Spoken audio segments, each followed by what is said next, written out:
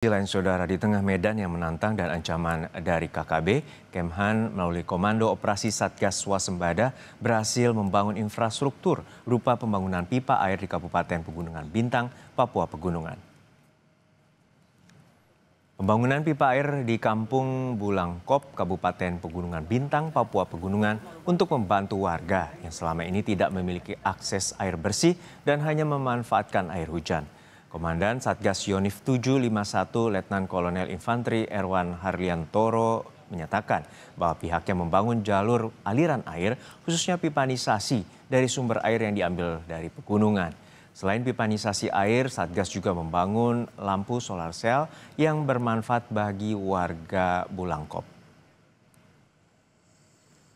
Jadi tujuan pipanisasi di sini TNI ingin hadir untuk Papua, dalam ini untuk masyarakat.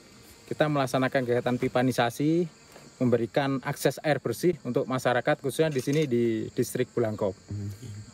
Pipa yang kita gelar ada kurang lebih 1 kilo 100 meter di ketinggian 1900 mdpl. Jadi kita menggunakan sistem gravitasi.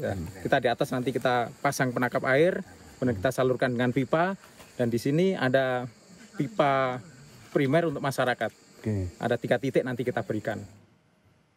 Untuk mengetahui informasi lebih lanjut, kita sapa jurnalis Kompas TV Jona Hamonangan di Pegunungan Bintang, Papua Pegunungan.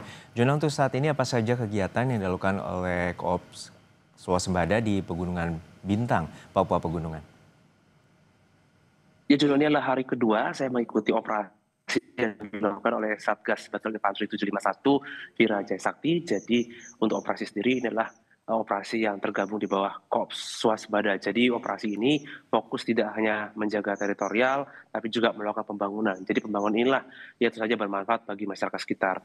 Jadi untuk posisi tadi saya berada di pos Iwor untuk melihat bagaimana pembangunan jembatan yang ternyata cukup efektif dan membantu masyarakat sekitar, dan tidak hanya membangun jembatan, tapi saya juga melihat adanya pembangunan salur sel. Nah, sekarang posisi saya sudah bergeser ke pos lain dan ini akan kembali lagi ke Oksibil untuk menuju ke titik berikutnya, khususnya untuk pembangunan kandang sapi.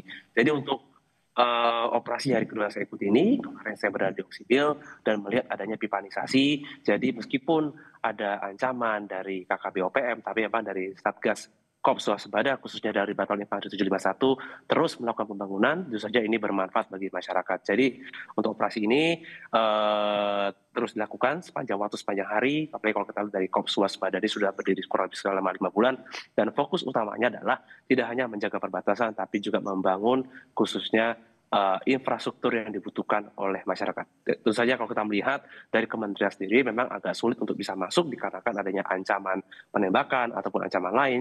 Jadi ini dilakukan secara simultan oleh Satgas Batalion untuk bisa dilakukan pembangunan. Jadi untuk yang berada di Koops Swasembada ada 7 satuan, salah satunya adalah Batalion Infanteri 751 yang kami sedang ikuti ini, dan tentu saja kami merasakan dan melihat langsung bagaimana pembangunan dilakukan. Tentu saja tidak hanya aspek bangunan, tapi juga melaksanakan patroli. Jadi bila mana ada ancaman atau ada sesuatu yang mencurigakan, maka dari Satgas pun tentu saja tidak segan-segan akan melakukan pemburuan. Jadi ini terus dilakukan dalam rangka untuk memastikan Papua terbangun secara infrastruktur, secara komplit dan lengkap, dan ini menyesuaikan dengan apa yang dibutuhkan masyarakat, khususnya ada di distrik-distrik, khususnya ada di wilayah Papua Pegunungan. Juno?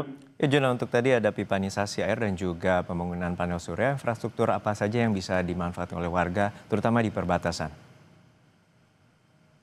Ya, Juno, kami melihat infrastruktur yang dibangun ini banyak sekali. Tadi saya melihat ada pembangunan jembatan, jadi bisa dibayangkan sebelumnya mulai dari warga, bahkan anak sekolah yang harus berenang atau mungkin mereka menggunakan perahu, mendayung, dan sekarang dengan ada jembatan sepanjang 110 meter ini sangat berguna, bisa dimanfaatkan. Jadi dari masyarakat yang berada di distrik Iwor, mereka bisa berkunjung ke kampung sebelahnya atau bisa melihat bagaimana kampung sebelahnya tanpa harus menyeberang atau menggunakan sungai yang cukup deras. Itu juga dengan adanya pembangunan solar cell, ini sudah sangat efektif.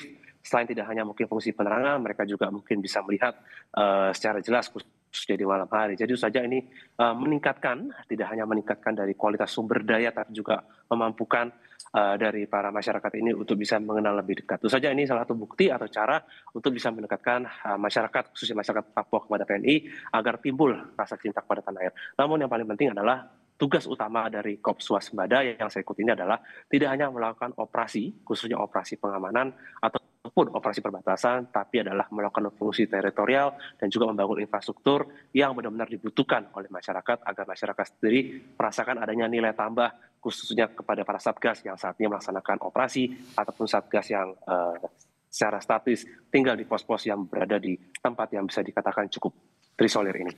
Juno? Baik, terima kasih atas laporan Anda, jurnalis Kompas TV, Jona Hamonangan dari Pegunungan Bintang, Papua Pegunungan.